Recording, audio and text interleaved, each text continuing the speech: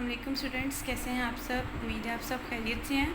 आज हम पढ़ेंगे biology chapter number 5 cell cycle. Topic आज का हमारा significance of meiosis. Significance of meiosis को ऑगस्ट विजमैन एक जर्मन बायोलॉजिस्ट था, उसने 1890 में ये सिग्निफिकेंस डिस्क्राइब की थी। उसने कुछ पॉइंट्स बनाए थे। मेनली जो पॉइंट्स थे उसमें ये था कि क्रोमोसोम्स नंबर को मेंटेन करना और जेनेटिक वेरिएशंस।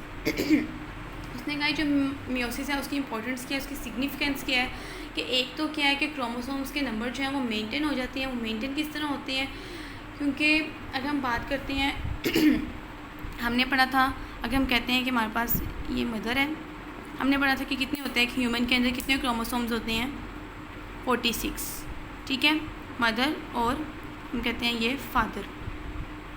तो जाहिर सी बात है फादर के अंदर भी कितने हैं, 46, क्योंकि दोनों ह्यूमंस हैं।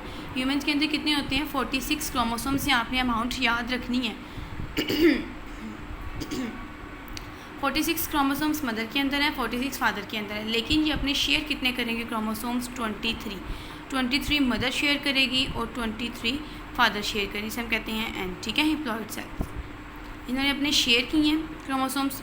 2n बन गया। इसके अंदर जो जाइगोट बना है, जो फर्दर एम्ब्रियो बनेगा, फिर बेबी बनेगा, उसके अंदर कितने क्रोमोसोम्स अब हो गए हैं, 46।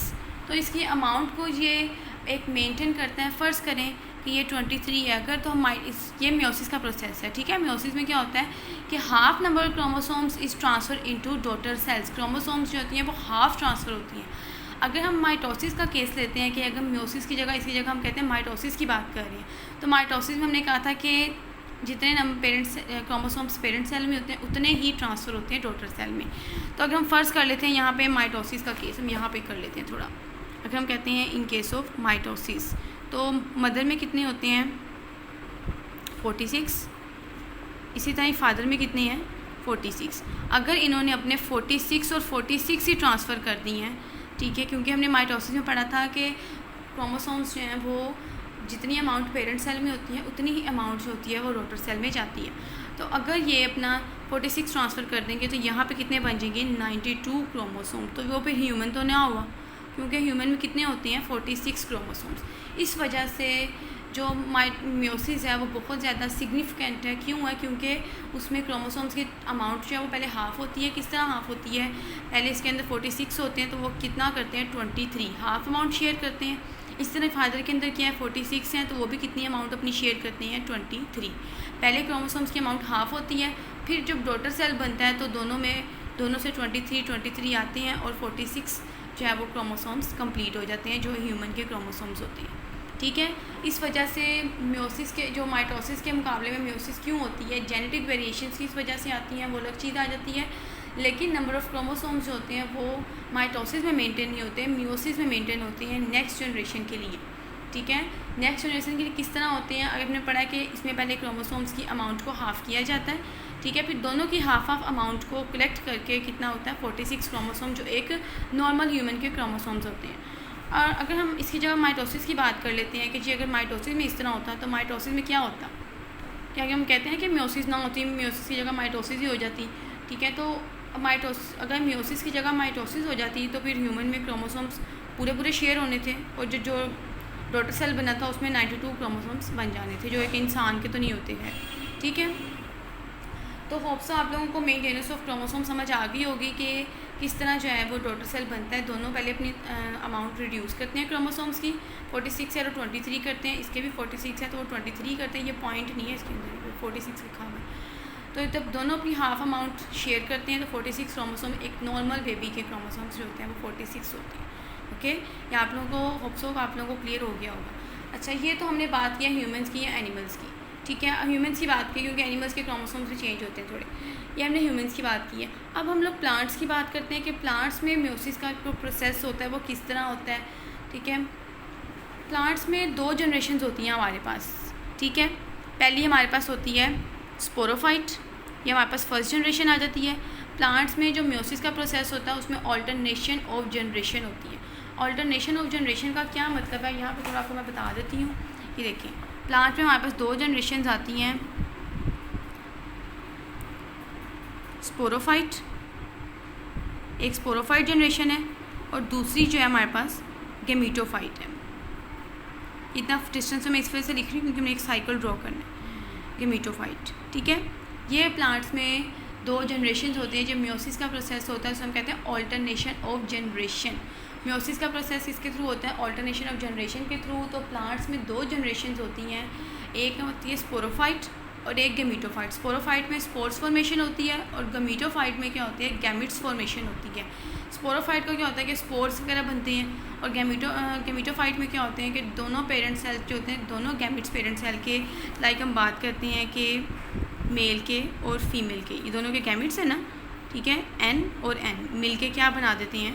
2N। तो ये जो होते हैं ये गैमिट्स होते हैं, ठीक है, मिल के क्या बना देते हैं? Diploid zygote.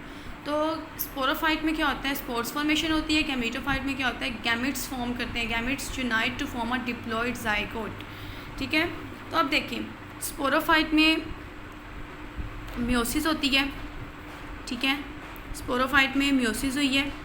मियोसिस के बाद उसने क्या बना दिया? हिप्लॉइड स्पोर्स बना दिए। एक चीज़ मैं क्लियर कर दूं, स्पोरोफाइट जो होती है वो डिप्लॉइड होती है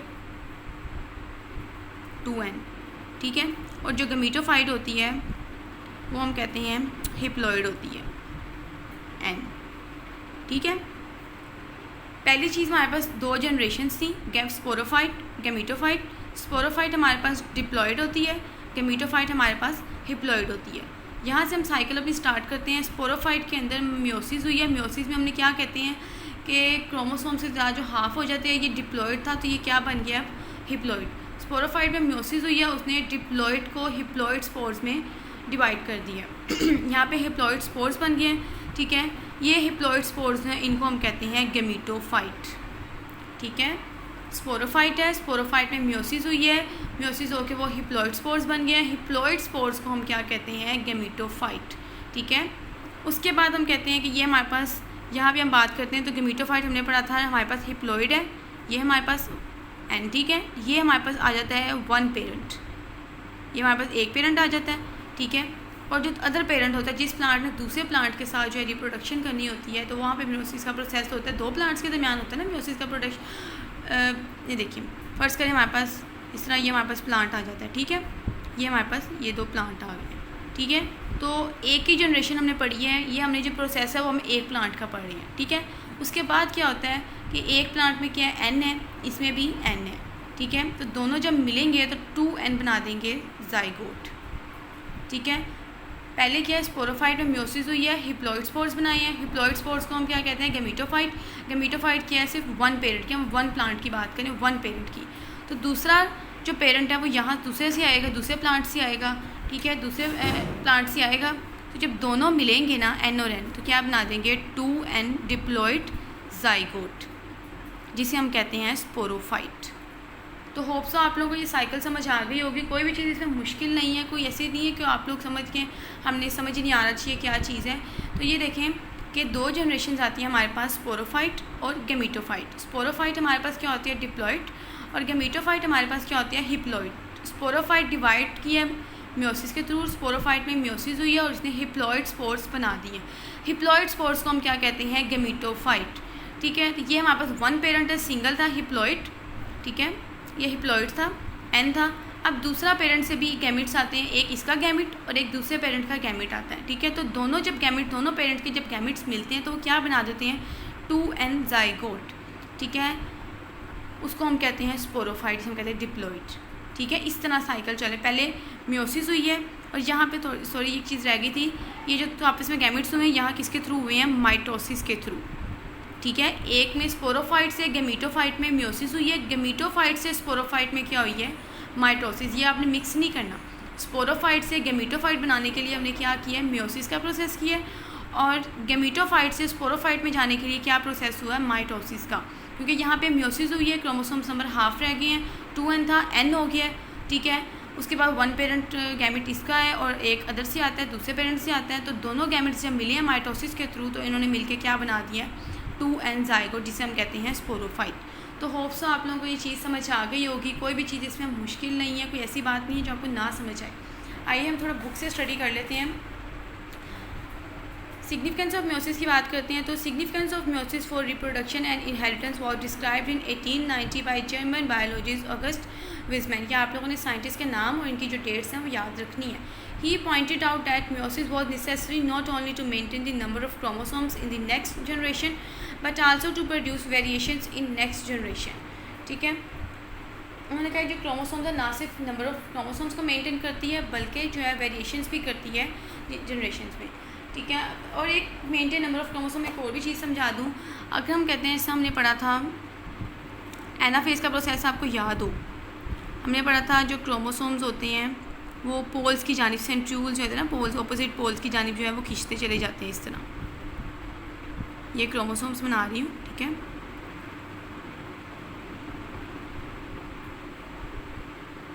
ठीक है, इसका सिंगल। अब देखें, पहले हमने मेटाफेज प्लेट पढ़ी थी। मेटाफेज में हमने क्या पढ़ा था कि ये इक्वेटोरियल प्लेट में अलाइन थे, एक सीध में जमा हुए थे। ठीक है, सेंट्रियोल्स हैं, सेंट्रियोल्स से ये एक सीध में जमा हुए थे। मेटाफेज में ये इक्वेटोरियल प्लेट में ये अलाइन थे। ठीक है, उसके बाद हमने क्या पढ़ा था, ये सीध में जब जमा होते हैं, सीध में जमा होने के बाद क्या करते हैं, एनाफेज क्या करता है, सिंगल जो होते हैं वो ये सेपरेट होना शुरू हो जाते हैं क्रोमोसोम्स, और सिंगल जो क्रोमैटिड्स होता है वो ऑपोजिट पोल्स की तरफ जाना शुरू हो जाता है। ठीक है, ये हमारे पास क्या थी, मेटाफेज प्लेट थी। मेटाफेज प्लेट में क्या हुआ था, मेटाफेज फेज में क्या पढ़ा था कि जो क्रोमोसोम्स होते हैं वो एक इक्वेटोरियल प्लेन में अलाइन कर जाती हैं, एक सीध में जो होते हैं वो इकट्ठे हो जाते हैं। उसके बाद हमने एनाफेज पढ़ा था। एनाफेज में हमने क्या पढ़ा था, एनाफेज में हमने पढ़ा था क्रोमोसोम्स जो है वो सेपरेट हो जाते हैं और क्रोमैटिड्स जो होते हैं वो ऑपोजिट पोल्स की तरफ जाना शुरू हो जाते हैं। बाज़ औक़ात क्या होता है कि क्रोमोसोम्स की जो डिस्ट्रीब्यूशन है ना वो किसी वजह से ख़राब हो जाती है। ठीक है, वो जीन्स की वजह से ख़राब हो जाती है, कोई जेनेटिक डिजीज़ आ जाती है, किसी वजह से क्रोमोसोम्स की जो डिवीजन है वो ख़राब हो जाती है। बाज़ औक़ात क्या होता है कि एक क्रोमोसोम्स इस तरह इसने जाना था तो ये क्या करता है, सेपरेट नहीं होता, ये पूरा क्रोमोसोम यहाँ चला जाता है। ठीक है, इस तरह अगर हम साइकिल इसकी बनाई, ये हमारे पास, ठीक है, तो इसने सिंगल था तो ये पूरा जो है ना एक तरफ पोल की तरफ खींच जाता है। ये सिंगल बाकी सिंगल गए हैं तो एक क्या है, ये पूरा ही क्रोमोसोम्स से सेपरेट नहीं हुआ तो पूरा ही क्रोमोसोम्स जो है वो एक पोल की तरफ चला गया। ठीक है, या इसका जो है वो एक इसकी तरफ आ गया, क्रोमैटिड्स है, ये जो है ये इसकी तरफ आ गया या ये है इसकी तरफ आ गया। तो ये क्रोमोसोम्स की जो डिस्ट्रीब्यूशन होती है वो बिल्कुल ठीक होती है, लेकिन बाज़ औक़ात इनमें एरर्स आ जाते हैं। ठीक है, वो किस वजह से होती है, वो जीन्स में मसला होता है, जेनेटिक कोई मसला होता है। ठीक है, उस वजह से होता है। तो इसमें क्या होता है, मेंटेन ऑफ जीन क्या करते हैं, म्योसिस के थ्रू क्या होता है, एक अपने आप को ये मेंटेन रखती हैं, कोशिश होती है कि क्रोमोसोम्स की नंबर है वो हाफ हो जाती है। जब में डिवीजन में फ़र्क आ जाता है, लाइक हमने बात की है कि बाज़ का इधर चला जाता है क्रोमोसोम, तो वो किस वजह से होता है, जेनेटिक डिजीज़ की वजह से, जिससे हम कहते हैं एरर आ गया म्योसिस में। ठीक है, जिसकी वजह से जो क्रोमोसोम्स नंबर होते हैं या तो वो 47 हो जाते हैं या तो वो 45 हो जाते हैं। ठीक है, तो वो इंशाल्लाह ये जो आपको मैंने एनाफेज मेटाफेज पढ़ाया वो हम नेक्स्ट लेक्चर में डिटेल में स्टडी करेंगे। लेकिन मैं आपको सिर्फ इतना ब्रीफ मैंने इस वजह से बताया था क्योंकि आपको पता हो जाए कि क्रोमोसोम्स की जो अमाउंट है वो किसी भी तरह हमने 46 ही करनी होती है। वो 47 भी हो जाएगी तो वो एबनॉर्मल हो जाएगा, और अगर 45 भी होगी वो तब भी एबनॉर्मल ही होगा। ठीक है, तो इसमें तरह जो होता है क्रोमोसोम्स की अमाउंट हमने 46 ही रखनी होती है। जो मेटाफेज और एनाफेज का है वो इंशाल्लाह हम लोग नेक्स्ट लेक्चर में जो एरर्स इन म्योसिस है वो हम लोग डिटेल में स्टडी करेंगे। अभी आप लोगों के लिए इतना ही है कि आप लोगों ने इसको स्टडी करना है कि maintenance of chromosomes number in next generation. Meiosis is essential for sexual reproduction in humans. Diploid gametes mother cell और germ line cells undergo meiosis to produce diploid gametes. Male and female gametes unite to form a diploid zygote. मैंने पढ़ा यहाँ पे ये mail है ये female है, दोनों के जब सेल गैमेट्स मिले हैं तो क्या उसने बनाया था, diploid zygote, which undergoes repeated mitosis and develop into new diploid human. And many haploid fungi and protozoans produce haploid gametes through mitosis. Plants life cycle shows alternation of generation. Plant life cycle में हम क्या बात करते हैं, ये आप लोगों का MCQs भी आता है कि जो plants में कौन सी होती है, alternation of generation है। The cells of diploid sporophyte generation undergo meiosis to produce haploid spores like this। ये देखें sporophyte diploid generation है, meiosis हुई है, इसने क्या बना दिया, haploid स्पोर्स बनाती हैं। Which grow into haploid gametophyte generation, जो ग्रो होने के बाद क्या बना दिया उसने, गैमेटोफाइट जनरेशन, जो वो भी हिप्लॉइड है। Gametophyte generation produce haploid gametes through mitosis. Mitosis के थ्रू इसने क्या किया है, हिप्लॉइड गैमेट को प्रोड्यूस किया, ये हिप्लॉइड गैमेट है। ठीक है, the gametes combine to produce diploid zygote, जो अदर पेरेंट का था गैमेट ये और इसका एक गैमेट, ठीक है, दोनों ये यूनाइट किया तो क्या बना दिया, diploid zygote. Zygote undergoes repeated mitosis to become a diploid sporophyte, इसके दरमियान जो है वो माइटोसिस हुई है और वो उसने क्या बना दिया, डिप्लॉयड स्पोरोफाइट, ठीक है। तो होप सो आप लोगों को ये टॉपिक समझ आ गया होगा, maintenance of chromosomes number in next generation. तो कोई भी चीज़ इसमें मुश्किल नहीं है, लेकिन फिर भी अगर आपको नहीं समझ आया, ये कोई चीज़ आपको कंसेप्ट नहीं क्लियर हुआ तो आप लाजमी पूछिएगा, क्योंकि आप लोगों के कंसेप्ट क्लियर होना बहुत ज़रूरी है। अपना और अपनी फैमिली का बहुत ख्याल रखिएगा। अल्लाह हाफ़िज़।